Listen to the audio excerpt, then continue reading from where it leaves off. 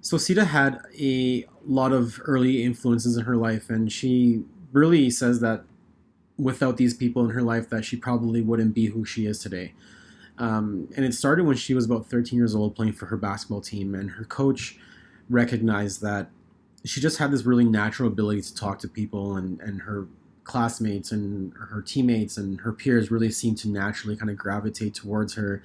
She was very well liked. She was very well spoken, and so her teachers and her coaches really put her in a lot of opportunities within the school environment to develop her leadership skills. And she found that nourishing environment really helped her as she kind of grew older. Um, but one of the biggest things that she mentioned was the influence of her parents. Grandpa G and Grandma G, who we call mom and dad, were both very respected in their professions. So, mom was a physicist and dad was a robotics engineering prof, and both held leadership roles within the academic administration.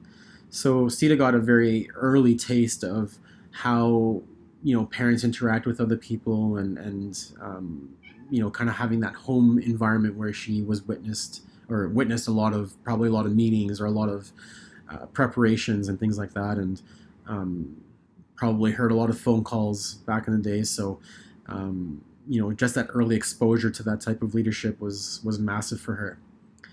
And lastly, she really emphasized the philosophy that mom and dad had at home that really stressed these really core qualities or traits that people should have.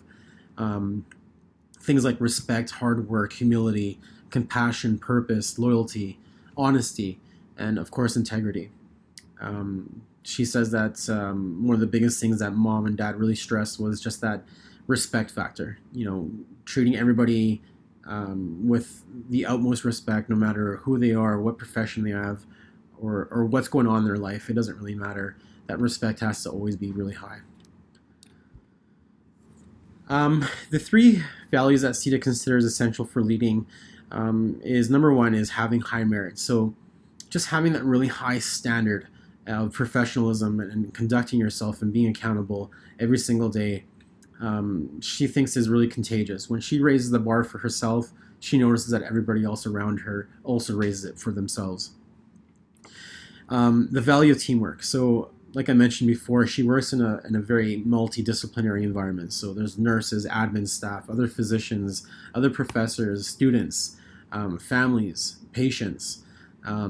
So you can imagine how many people she interacts with on a daily basis. And she mentioned to me that working in isolation is impossible. That it doesn't matter if somebody's a dean of admissions or a teacher or whatever. Um, Having that sense of teamwork and that environment where everybody kind of pitches in is crucial, because she wouldn't be able to do her job without the help of her coworkers. The last thing I found really interesting, because I've been in this situation numerous times as a student or working, but just knowing when to step back. I'm sure many of us have been involved in a project or some sort of assignment that you know we just kind of hit the wall and not know what to do, and ideas start to kind of disappear. Um, and a psychologist out of the University of Chicago called it the aha moment. So Sita says that this is something that was kind of ingrained in her as a kid, but even today, where she finds that there are problems that she has to tackle, and sometimes when she is too involved in the problem, sometimes she just has to step back and kind of give it a day or two or a few hours just to kind of reset and recalibrate herself.